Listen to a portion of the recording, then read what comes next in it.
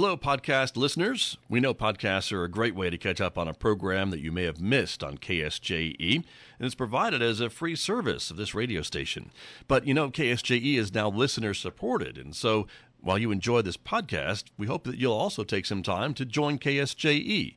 Become a member today. It's quite easy to do. Just go to our website at ksje.com/support and pick the level of support that best matches your budget. Thanks again for listening. Here's your podcast.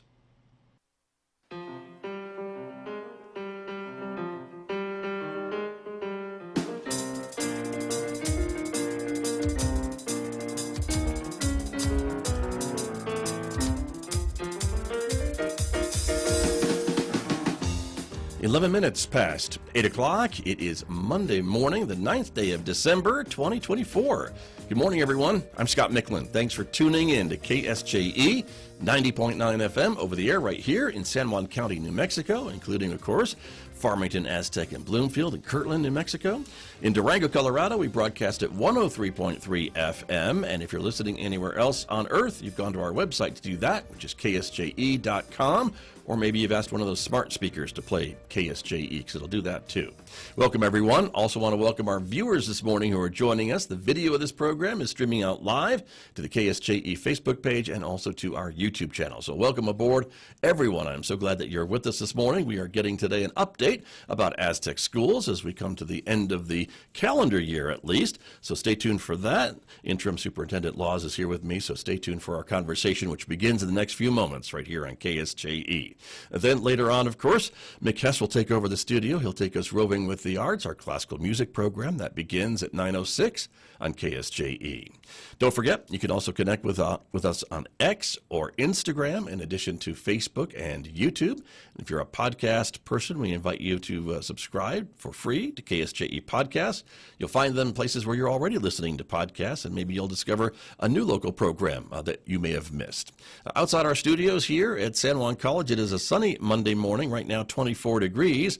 We're expecting a partly sunny day today and a bit cooler than we have seen, maybe highs of just 45 in Farmington. Clear skies tonight with a low near 20 degrees. It'll be sunny but even cooler tomorrow with a high only 38 on Tuesday and Wednesday. Overnight lows in the teens tomorrow, down to 23 on Wednesday. Mid-40s for a high on Thursday and Friday. Again, overnight lows in the upper to lower 20s. Back with my guests with more right after this on KSJE. KSJE is supported by San Juan Regional Medical Center, whose vision is to deliver world-class care, making life better for the communities they are privileged to serve. Offering a comprehensive range of inpatient, outpatient, and emergency care services so residents can live life better here. San Juan Regional Medical Center, community-owned and operated, here for you. And back in Studio A this morning with my guest, as I mentioned, from Aztec Schools. Interim Superintendent Lauren Laws is back with me this morning. Good morning. Good to have you back. Good morning. Thank you so much for having me. You bet. Thanks for coming in, and happy holidays. It is the season, right? Sure is. And the school year is kind of wrapping up, at least for this part of the school year, right? The first half. Yes, it's going by extremely quickly. A couple weeks left. Right. Well, let's talk about some of the things that are going on with Aztec Schools as you kind of wrap up the calendar year. And one thing we kind of alluded to last time that you all were here in November was an important gift, I guess, or grant application for your music department, right? And the community, too. I think we'll see the results of that. Absolutely. So we have officially received the Connie Gotch Arts Foundation a $14,000 awarded grant, and it's going to our acoustical shell, which should help our music performances and our fine arts programs. So our current shells are 45 years old, so we've taken great care of them, but I know it's going to be really, really nice for those programs to receive some new ones. Right. So very cool. Looking forward to that. And so musicians and music fans will know what that means, but an acoustical shell is what you kind of use on the stage, right? That helps direct the music outward towards the audience, right? Exactly. Yes. So we have a unique building where our fine arts and our musical programs happen. So it's in our multi-purpose room, which is essentially a cafeteria and a stage, and so that truly does help to send the sound the correct way. Right. So this will be great. And to replace a 45-year-old shell is a big deal. Absolutely. So, yes. we'll see. Yes. So we'll keep you posted on choir and Right. performances. So we can get to those, and you can hear the fantastic sound coming from them. Very good. Well, congratulations, and again, thanks to the Connie Gotch Arts Foundation, because they have certainly awarded and supported the arts in many, many ways here in San Juan County, and they are, for folks who maybe haven't heard, are kind of wrapping up their operations because they were tasked with giving out a bunch of money, and they have done just that. And so this is one of the probably last grants that they have awarded. Yes, we're extremely thankful and sad to see that the funding has gone away, dried up, but Right. we understand, so we're thankful we were able to be a recipient of that. Right, very good. Well, congratulations once again. So that's important. Another thing that we're talking about today is enrollment, and you're kind of taking a deep dive at that at your level, an administrative level, right, to kind of Yes. figure out where your students maybe are going. It's kind of a slight decline in enrollment from what I can see from the graph. As folks who are watching us on video can see the orange bars are enrollments from last school year, and then the gray bars are what the counts you're making this school year. Yes, correct. So we're down about 73 students just this school year, and we're down about 66 students from where we ended the last school year in May. So Okay. we're really trying to just dive into the data and determine what's going on, where students are going. We're finding that the highest percentage of students, when you break it down by site, are typically secondary students that are leaving. So middle school and high school had our highest rates. And then when we looked at the top 3 reasons students were leaving, it was they were moving out of state. We actually had about 50 kids move out of state, which Okay. we found very interesting. They're going to a homeschooled program, or they're moving to Farmington. So our next steps are kind of to just make phone calls and just have conversations with people and talk about reasons, especially homeschooled or moving to a different school within the county, which we don't want people to feel bad. That's absolutely their choice, but we would like to dive into any insights they might have into how Aztec can be better and Right. just addressing those problems. And I think the only way we can do that is to truly have a conversation with people and just see what's going on. So Sure. to see if it is truly something that we as a school district can address. Right.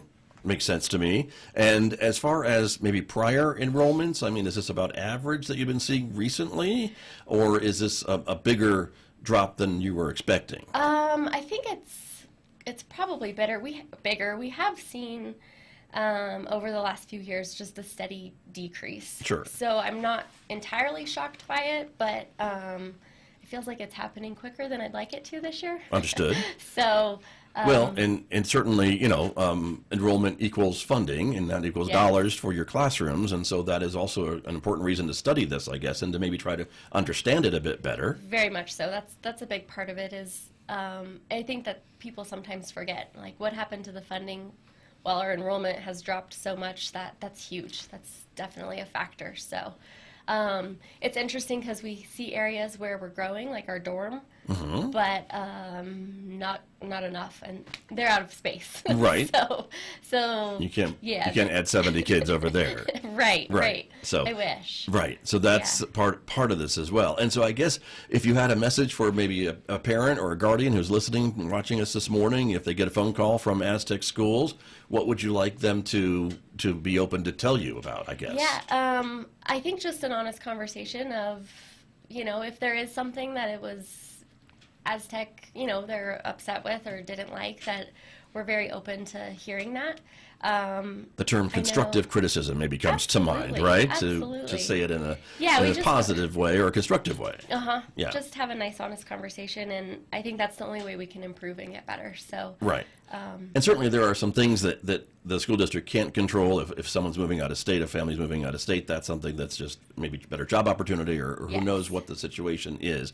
But if they're choosing to maybe homeschool or things like that, that's maybe something that could be a conversation and you could learn from that. yes, and honestly, I'm hopeful of that. Right. I think that's, like I said, the only way we can get better, and so don't be alarmed when we call. Right. and know that we're definitely willing to listen and won't try and convince or sway anyone of anything. So don't want to change your mind necessarily, No, but understand no. the reasons behind your decision, I Yes, guess is what you're yes, saying, sure. absolutely. And certainly Aztec is not alone in facing an enrollment decline. This is happening at other districts in the county, I'm sure, and all around the state and probably around the nation in some aspects too, yeah, correct? It's interesting because on our enrollment form or disenrollment form, families can write their reason for leaving, and thankfully, all but one did, and so I was able to, pull all of those reasons and disaggregate that. But a lot of them are the ones moving out of state. I just can't help but think it's for work. Right. And it's all over Texas. We had some going back east. We had some, going to the Midwest. So. Not just going over the state line, as Right. some might expect, perhaps, right? Yes. These are pretty long moves or, Yes. or major moves. Yes, exactly. Yeah, because often I think, oh, well, they're just going to Durango or Yeah. wherever. So, Right. so no, there was some big moves in there, which is very interesting and kind of I think talks about our economy Right. and Very- a bigger picture of what's happening. Right. Very So- true. Well, and I know too that a lot of times school districts will be monitoring maybe the lower grades too, to see if you've got a big kindergarten class starting up. You're going to hopefully expect those kids to kind of go through the school system, and then Yeah. you'll see those increases at the other grades as well. And I know that's probably something that you look at each and every year too. Very true. Very true. I think it's our first grade right now that is a little bit larger than Okay. our other grades, so it is interesting to see those kind of classes come in and. Right. And yeah, you start adjusting from kinder on. So. Right. But if that is starting a trend, maybe that you'll see a larger, younger class, I guess, as that first graders move through. I don't know. Yes, we're hopeful. Right. We're definitely hopeful. So, and it's interesting to me that most of the students leaving are secondary, and so, secondaries, it's a different age. It's a difficult age, and so especially that middle school where kids are trying to figure out who they are and going through all their changes anyways. So I just wonder if there's a correlation between some of those students leaving or going to homeschool at that age, because our elementaries are pretty strong. The amount of students disenrolling there are typically due to just moving. So, Gotcha. yeah. Interesting. And again, there's a whole lot to be said of, the school experience. It's, in addition to kids learning in the classroom, there's a whole social aspect of it. There's the sports and choir and things that we've talked about, drama, all the other extracurricular things that kids can be exposed to during their middle and high school careers. And so that's something that's also part of the overall, I think, education of a child. Yes, and I think Mr. Dowdy talked about this last time, but we're really trying to look at like our middle school and our career exploration class in particular, because I feel like if we can truly show students some of the pathways that we offer in the high school, that helps them to stay engaged and to stay excited, and that's the goal. So we're working, that class is brand new. It was its first semester this year, and so we already have ideas on improving it for next semester. Gotcha. So that'll be a big goal. Okay, very, very Yes. good. Well, let me ask you a little bit too, moving on about some other things that are coming Sure. back to Aztec schools that you've had in the past. And so Tiger Pride is back. Tiger Pride is back. So Okay. This is funny because when I first started in the district, there was a big word is tradition, right? So there's Right. the capital T traditions, and then there's lower key traditions. And Tiger Pride assemblies happen in all of our schools, and this is the time of year where students are celebrated for various things: academic achievement, attendance, behavior, no behavior referrals, those types of things. But at the high school, it's always been a really big deal to have a Tiger Pride assembly. And I think the assembly is 20 plus years old, and it came to a halt when COVID hit, like many things, and then it just never started back up. So this year we are bringing it back, and so we're looking at celebrating students that have a 3.25 GPA or higher. Any student that has raised their GPA by 0.5 throughout the semester. Okay. Good attendance, so no more than 3 absences is a big deal in a high school, right? And then no office referrals. So some of the other things that they do is they celebrate the sports teams, the Right. fall sports that have just finished in clubs, and then any individual accomplishments that have taken place with those athletes. And then we're getting into winter sports, so they'll recognize those teams as well. So that assembly is actually this morning after this. Okay. So, yeah, we're excited to bring it back, and I think families and parents are excited as well. Very good. Congratulations to all those students being recognized today then. Yes. At the Tiger Pride event, and that's great. I think that also kind of helps with that whole building of community and things like that I know we've talked about before as part of your initiatives with Aztec Schools. So yes. that's yes, a really important sure thing. Is. And this is, kudos to the teachers, because it's a lot of work, and they work hard to make sure that they go through every kid and don't miss anyone, and I think inform families and that kind of thing. So Right. Yes. Very good. Well, congratulations to them. I think that's very important. Thank you. Interim Superintendent Lauren Laws is my guest from Aztec Schools. I want to talk to you just a bit about school security and things like that. Of course, we're just a couple of days from the anniversary of the tragedy of December 7th, and so I know that weighs heavy on everyone in the community, and especially those at Aztec Schools, and our thoughts are certainly with all of you. But I wanted to ask you a bit about that. The anniversary was on a Saturday, so certainly no school that day. Yeah. But what's important for folks to know about the district and how you're moving forward even this many years later? Certainly you can't forget, but you also need to move forward a little bit too. Yes, that's exactly what I was going to say. And although it fell on a Saturday, it's a day that weighs heavy in your hearts. And, I received many text messages and those kinds of things. So it's extremely kind that people still have a heavy heart over the day and send their love. So it's appreciated.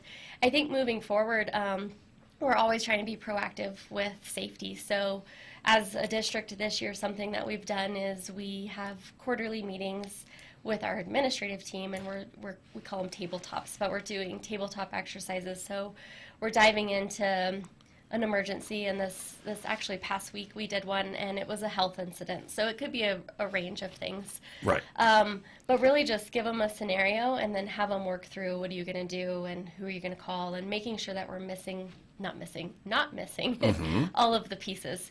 So and whose job it is maybe to do what task, I guess, during an emergency like that, yes, I suppose, too, is important to know. Right. As an incident commander, making sure that I tell someone to call 911, and you don't want to ever assume that something is being done. Right. So overly communicating is not a bad thing in those situations. So that's something we're doing. And then we have a district safety team that meets every week. Or not every week. Goodness, I can't talk today. Every month. And so, again, just looking at our drills, looking at the things happening at sites. Each site has a safety team. So anytime something comes up, they can let us know, and we'll jump on it. Something new that we actually are just about to roll out is we have a program for work orders for maintenance and technology, and we've added a component for safety. So as a teacher, if I feel like my blinds are broken and it's not safe, or my door won't shut right, it's those little things that we don't always know about. They can go in and they can immediately put in a work order related to safety. It'll go to our safety coordinator and our safety director, and then they can make sure that workflow, that we're staying on it. So, Gotcha. So hopefully that will help. And then we do those tabletops once a semester with teachers, because we want them to feel empowered that any moment that they feel unsafe, anyone can call a lockdown or a shelter in place or whatever. So, right. So that we are on it. Very good. Yes. Very important. Yes. And with those, do you are some of the other organizations from outside the school district involved in those? I'm thinking like City Police or Office of Emergency Management, some of those groups as well. Are they part of these conversations that are ongoing? Very much so. Very much so. They're a huge partner. I know that our radios are connected to police, Aztec Police, and then also the county. So the dispatch center, I guess, yes, right? Yes, right. Good. To dispatch. So it's instant, and we feel like we're very supported. Anytime there's a threat, knock on wood, there was the months of threats happening, and right. knock on wood, we haven't had any in a while, but just keeping the county and other school districts in the loops, because we're all dealing with those types of things. Sure. So it's a great working community, and good to know. Yes. That's good to know. And I think, again, for the community to know, too, your school district, like other school districts, it is not a secret that threats get called in, and some are founded, some are unfounded. Right. Most, I think I would say, probably 99.9% are unfounded, and you have to, though, err on the side of caution and investigate and alert and let folks know what's going on. And certainly love social media, but it can also be a detriment sometimes if a parent hears something and then mentions it on social media. There's all that to be aware of as well. It's a big job, is I guess what I'm trying to say. And I think every school district just is rather safe than sorry when you talk about the threats and what that means and how to respond to them is my question. Yes, very much so. I think our students, because we have a program called Raptor, and so it alerts you on your phone. So all teachers have it, and so any staff member can alert it at any point. And I think for situations like a medical issue or things like that, we put students into a hold. So they just hold in their classroom or wherever they are. And we have quite a bit, That happens we at have schools. a lot of people, and there's things that happen. So I think But it's not a threat. It's just maybe a medical condition or something else. Other emergency crews are responding to one of your sites. Yes. And often, we're trying to protect that person. And Of course. Yeah, they don't need to air all of what's happening with their medical world. But I think I had interviewed some kids, and they had talked about how they said, Miss Laws, we just feel numb to holds. And so I think it's a reminder of, we don't call them just to call them, like something is happening that we're addressing. And it, like you said, it's not always a threat. It's not always something that we don't want our kids to be alarmed, but we want them to be prepared. Right. So I think it's balancing that and educating them on the purpose behind it. Sure. Yeah, really important. And parents too, I think, too, right? Parents and staff. Yeah. Yes. So yes, both. Everyone. That's the reason. So Yes. that's understandable. So very good. There's an important event maybe for you this week. Yes. The school board and you will be talking with them about your position and whether or not the word interim is removed from your title for your job, right? That's coming up, Wednesday? Yes, that's on Wednesday. So yes, it's a big week. I have informed the board that I took on this role and didn't anticipate or know if I'd like it, honestly. And right. And you told me so, that one of yes, our first conversations. yes. I remember that.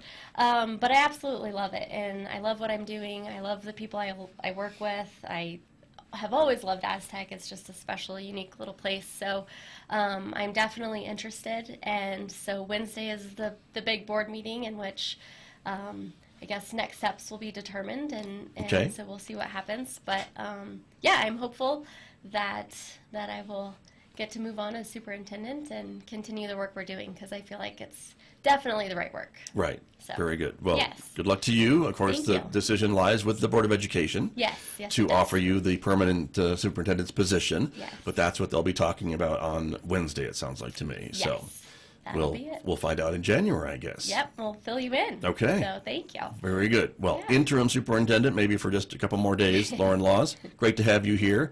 Happy holidays. Happy New Year to you. We'll Yes. see you in January. That sounds good. Thank you. Thanks All for right. having me. You're very welcome. Lauren Laws from Aztec Schools, my guest here on KSJE. KSJE and the San Juan College Native American Center present the Student Study Tip of the Week. Hi, my name is Latoya, and I'm coming to you with the study tips of the week. Continuing from the previous point, taking breaks is important. Breaks give you a boost of productivity, reset, and prevent burnout. It might seem like you need to use all the time you possibly can to study, back to back, but your brain will start to slow down if you don't give it a chance to relax. Taking breaks can help you get the most out of your study time with the least amount of stress. The Student Study Tip of the Week is presented by the San Juan College Native American Center and KSJE. Did you enjoy that podcast? We hope that you did. And if you did, share it with your friends. And if you really want to keep podcasts like this coming, please support KSJE. You can do it easily online at ksje.com.